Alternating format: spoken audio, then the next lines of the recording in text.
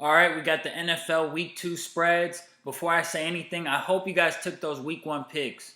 We went 4-0 to start the season. 4-0 to start the season. I can't put a gun to your head and make you take the picks. These are free picks. I put them out. I do my research. I try to give you guys the best product. I can't force you to take the picks, but we went 4-0. We cashed. If you tailed, you cashed. And we're going to make some more money as the season goes on. Let's get into it.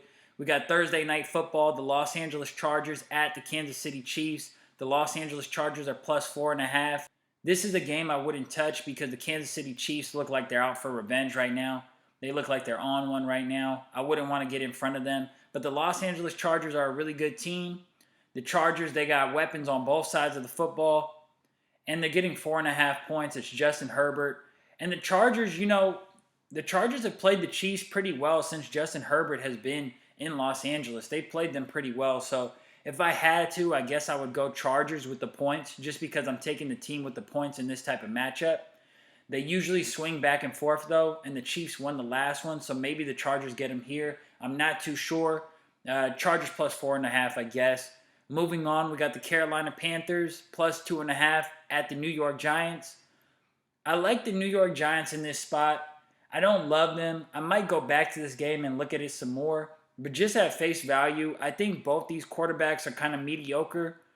And it's going to come down to who's going to be able to establish the run more. And I trust Brian Daboll and Saquon Barkley. Boy, does Saquon Barkley look great week 1, cashing in against the Titans for us. I just think Saquon Barkley and Brian Daboll, they're going to be able to establish that run more. And I think I trust that pairing more than I trust Matt Rule and Christian McCaffrey. I just think the Giants right here in this spot, they should do cool. But when you see that 2.5, I usually lean towards the underdog. And we know that Daniel Jones tends to play better when he's away from New York. So I'm not going to touch that game. But as of right now, Giants minus 2.5 is the side. Moving on, we got the Colts minus 4 at the Jacksonville Jaguars. This is another tough game. The Colts start the season off slow usually. The Colts tend to struggle in Jacksonville. We know Jacksonville with Peterson, Trevor Lawrence, that connection is going to get stronger as the season goes. This could be a trap spot for the Colts. But with the spread low at only 4, I'm going to have to take the Colts in this spot minus 4. If the spread was like 6, 7, if it was over 7, just like it was versus Houston last week, I would lean taking the Jags. But on a shorter spread like this, I don't think that there's a lot that Jacksonville has to work with. I mean, if Jacksonville doesn't win this game outright, unless you think Jacksonville is going to win this game outright, you got to take the Colts in this spot. So give me the Colts minus 4. Next, we got the New York Jets plus 6 at the Cleveland Browns. Not a whole lot of science to this one. I'm going to take the Browns minus 6. The Browns minus 6 in this spot. They have the better coach. They have the better roster. They're going to be able to establish the run. And we know that Jacoby Brissett isn't nothing to go crazy about, but neither is Joe Flacco or Zach Wilson. I think this spread is high for a reason. I think Cleveland can come in here at home and they can win by at least a touchdown. New York, I mean, they didn't play horrible against the Ravens last week, but there was nothing too impressive about it. So give me the Browns minus 6 in this spot. Next game, we got the Patriots minus 1.5 at the Pittsburgh Steelers. And I like the Patriots in this spot. The Steelers, they might have blown their load in that week 1 game against the Bengals. They played great in that game. It was a great team game. And the Patriots really struggled in week 1. But the Patriots are going to look for a win. They need to get a win. It's very tough going 0-2 in the National Football League. I think they're going to throw everything. They're just going to throw the whole kitchen sink at Mitch Trubisky. And they're going to make his life hell. I think the Patriots are favored for a reason on the road.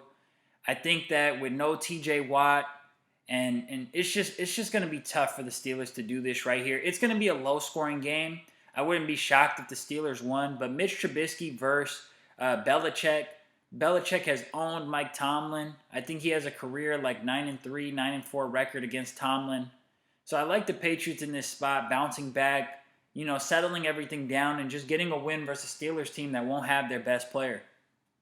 Next game, we got the Miami Dolphins plus 3.5 at the Baltimore Ravens. I'm telling you guys right now, this is going to be one of the games that I take this week. I like the Baltimore Ravens minus 3.5. That's my first official play of the week. Baltimore Ravens minus 3.5. If you look at this line last year, the Ravens went to Miami. a place. We know Lamar Jackson and we know Hollywood Brown, who was on the team. We know they have guys that are from that area. We know that team was banged up last year. We know that they weren't fully focused last year. It was a down year for Baltimore last year, and they went into Miami on Thursday Night Football, and Miami threw the whole kitchen sink at the Ravens, and they were able to not only cover, but they beat the Ravens outright. I don't see that happening here. It's the first game in Baltimore. Baltimore is going to want to make a statement. It's very hard to play in Baltimore for away teams. Lamar Jackson has a lot to prove this year. He wants to get that big guaranteed money. And we got to track the line in this spot. It was 6.5 last year in Miami. It should have came down to 3.5. Did it come down to 3.5? No. The line opened up at 4. That's showing 0.5 strength to the Ravens. I know you guys don't think that's a whole lot. Some of you guys might say, hey, that doesn't really matter. Vegas is showing you a little hedge towards the Ravens when they come out with -4 instead of -3.5 or -3. It should have came in at -3 because not only did the Dolphins cover the last matchup, but they ended up whooping on the Ravens. So it should have came in at 3. I mean, at least should have came in at 3.5, but it comes in at 4, showing a strength towards the Ravens. The Ravens in a similar spot last year. They had the Chargers. Ravens were -3.5 hosting the Chargers last year. And I know you guys remember that game when the Ravens just crushed the Chargers. Everybody had the Chargers on the road, and the Ravens just crushed them. So I think this is a similar spot. And if you just look at these teams, the last 10 matchups, the Ravens are 9-1 against the spread. And if you say, hey, 10 matchups is way too far, none of these guys were even on the team 10 matchups ago, just look at the last 3 matchups. Yeah, Miami got them in the last one, but the 2 games before that, Baltimore got them. So this is just like one franchise just owning the other franchise, and it's not going to swing the other way. Baltimore is better than Miami. Baltimore is going to continue to be better than Miami. Miami got them last year in a kind of fluky situation, and that's not going to occur again. You got the better coach in Baltimore. You got the better quarterback with Lamar Jackson in Baltimore. You got the better defense with Baltimore, and you got the home field advantage. So give me the Ravens -3.5. I know the Sharps are going to be all over Miami. The Sharps are going to be all over Miami. I don't care, though. We're going to dig in with this one. Give me the Ravens -3.5. All right, we got the Washington Commanders +2.5 at the Detroit Lions. A horrible name. Washington Commanders. I just hate that name. But they're getting 2.5 points at Detroit.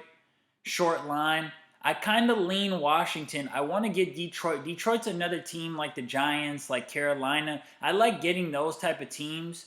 Like, especially the Giants in Detroit, I like getting them when they're like a dog. You know, home dog. Week 1, we were able to cash in with the Giants. Week 1, I told you guys Detroit would cover that game. You know, it was a close game. They lost by a field goal. I told you guys Detroit would cover that game. People were in the comments calling me crazy, telling me that the Eagles beat Detroit by 40 the year before. None of that matters because Vegas came in with that same number or with a similar number. They came in with the 4.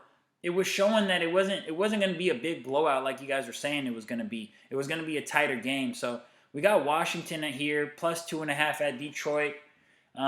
It's tough. It's tough.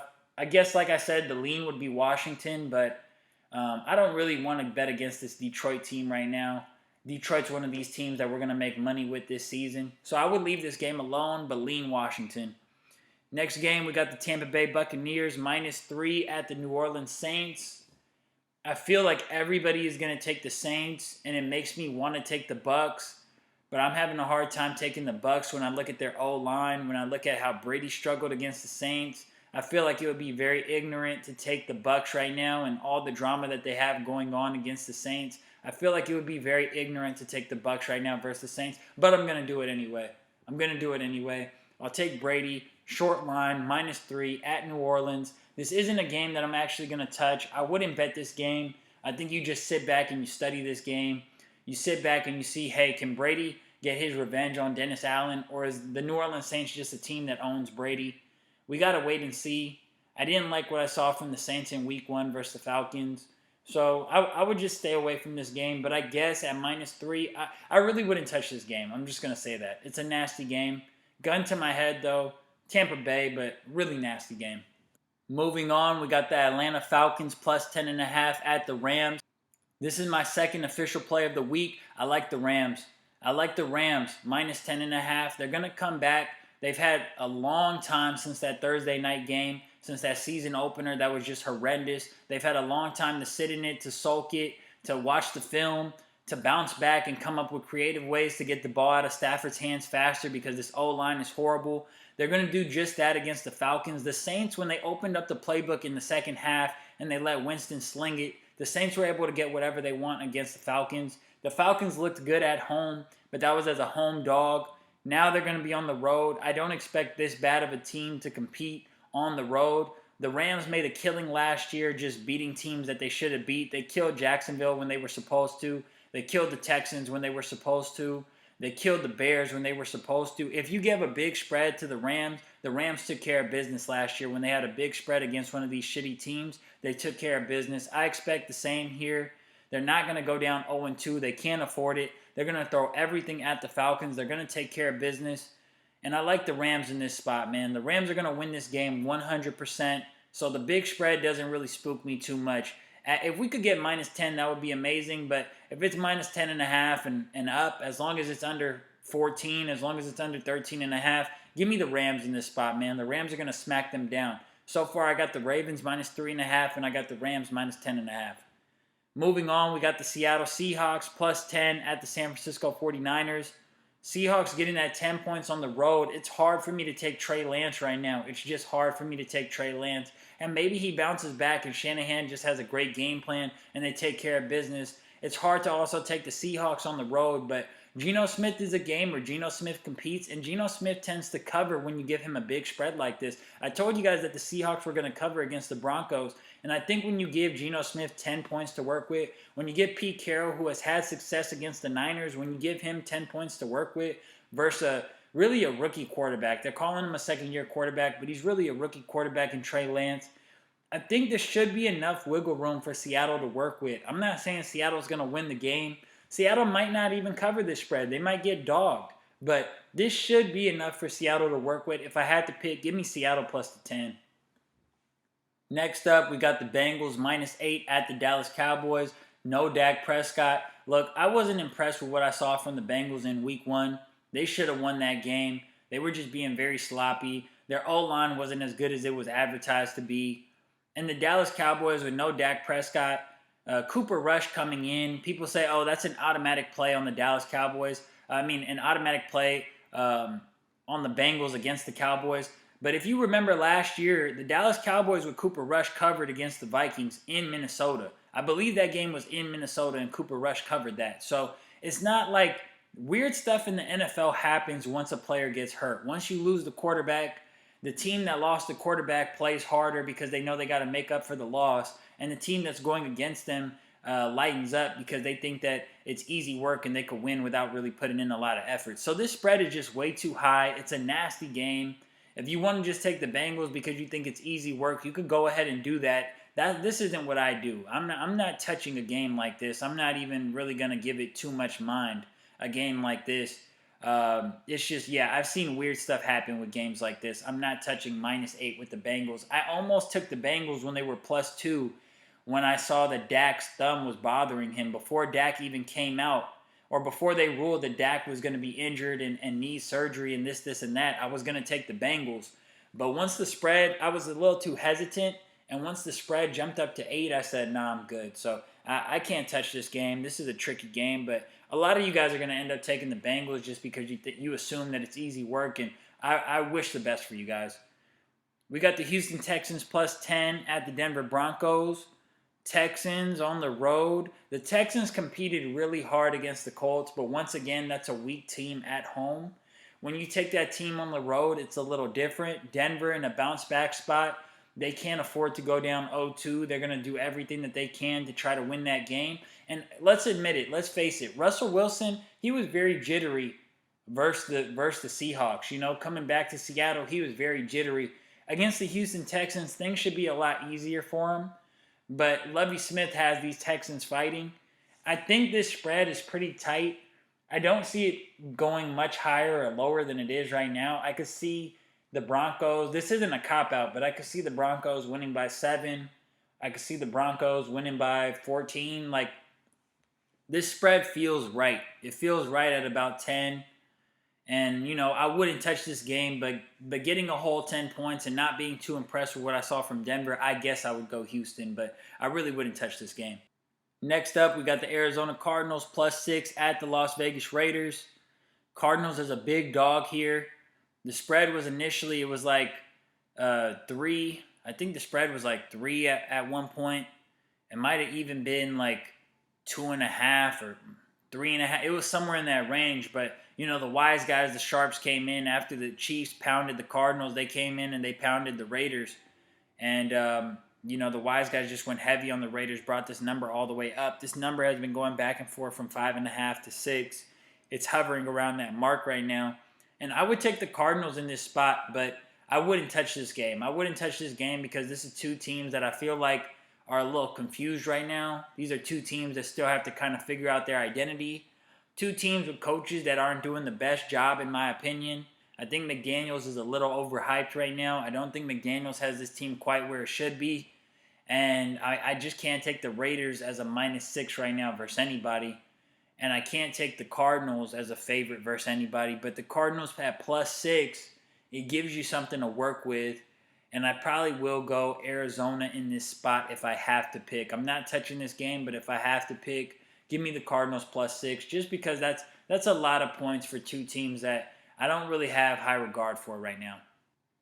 Next up, we got the Chicago Bears +10 at the Green Bay Packers. The Packers have owned the Chicago Bears. I mean, really, since Aaron Rodgers has been there. Aaron Rodgers has just been crushing Bears fans since the very start of it.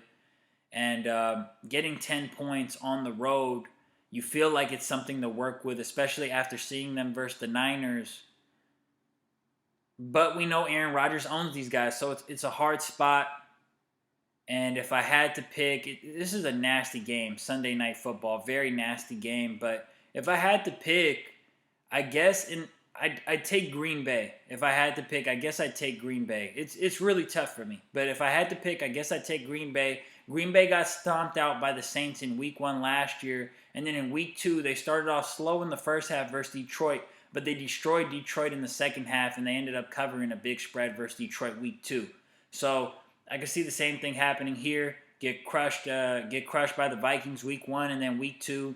Maybe you start out slow versus the Bears. The spread is a little interesting, and then second half, the Packers just do what they're supposed to do and put these guys away. So give me the Packers -10. Just a nasty Sunday night game, though. I mean, maybe Justin Fields can make it like super entertaining and fun and keep it, close enough that we care to watch this game. But man, like with Al Michaels gone and with Dak getting hurt and with Brady not really being at his best, that last Sunday night game was just a real snooze fest. And it feels like this is going to be the same.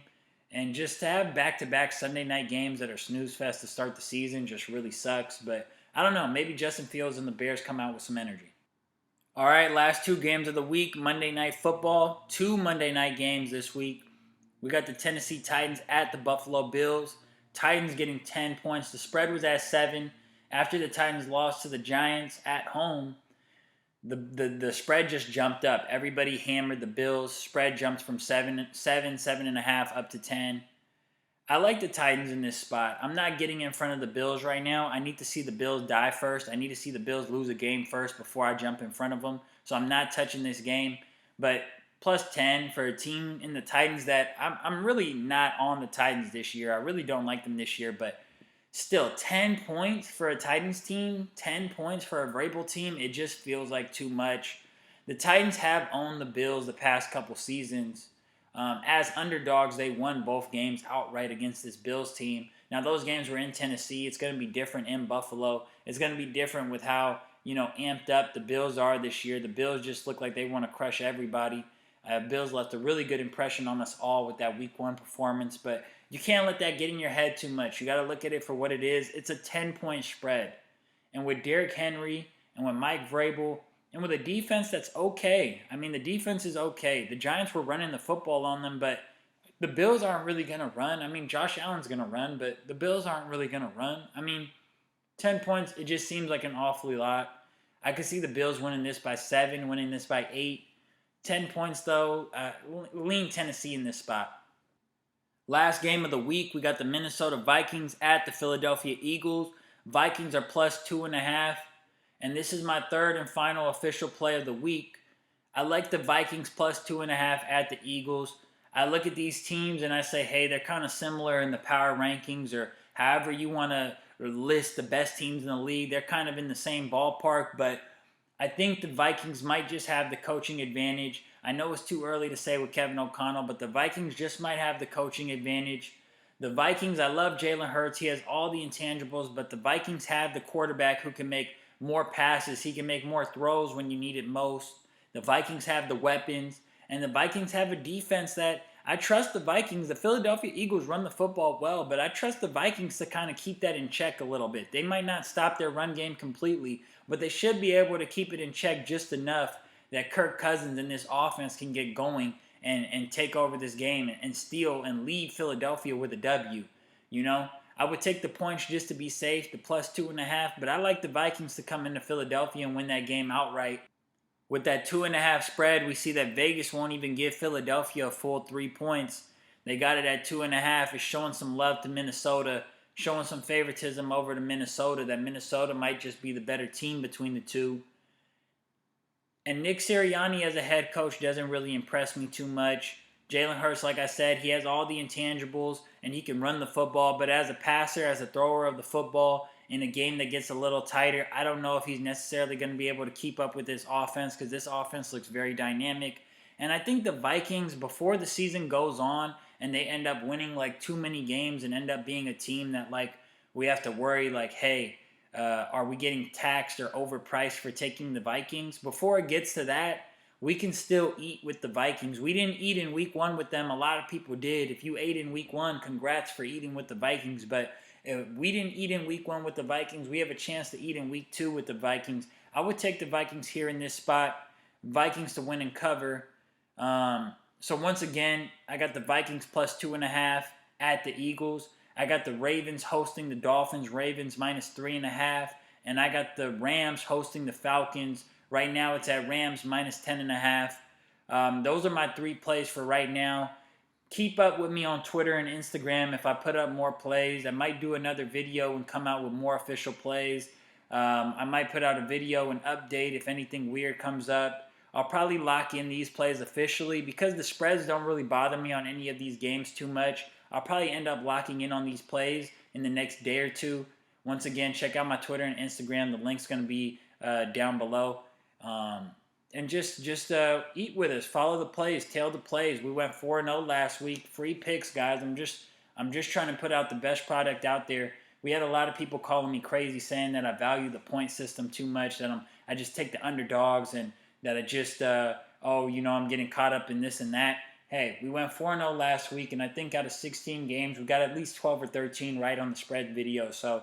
And you guys see here, I'm taking 2 favorites, and I'm taking the Vikings. Kirk Cousins, primetime on the road. So, I don't really get caught up in the pro Joe stuff. I just take the best game that's available. But that's it on that. Get in the comment section. Let me know what you guys think. Make sure to like and subscribe. Share the videos. We're going to get this money. Until next time, peace.